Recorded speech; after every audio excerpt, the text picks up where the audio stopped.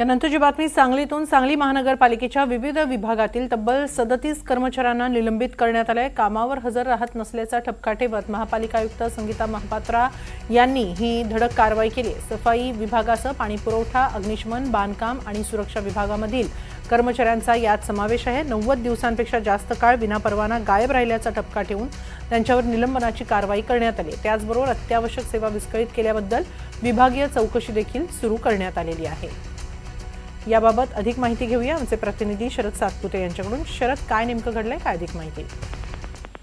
नक्कीच हेमालयजी, सांगली महापालिकेचे नवीन आयुक्त ज्या महिला आहेत संगीता महापात्रा यांनी पदभार स्वीकारल्यापासून अनेक धडक कारवाई केलेली आहेत.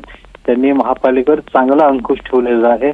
त्यातलाच एक भाग म्हणून त्यांनी जवळपास 37 कर्मचारी वेगवेगळ्या विभागातील ते वारंवार गैरहजर राहायचे आणि विना परवानगी, विना मान्यता गैरहजर राहायचे. असे 90 दिवसाच्या कालावधीमध्ये जे कर्मचारी गैरहजर राहिलेले आहेत अशा 37 कर्मचाऱ्यांना एकाच वेळी निलंबित केल्याची घटना सांगली महापालिकेकडून किंबहुना महाराष्ट्रातील ड वर्गातील महापालिकेकडून पहिल्यांदा झाल्याचं बोललं जात आहे. हेमाली, धन्यवाद शरद, आपण दिलेल्या या सविस्तर माहितीबद्दल.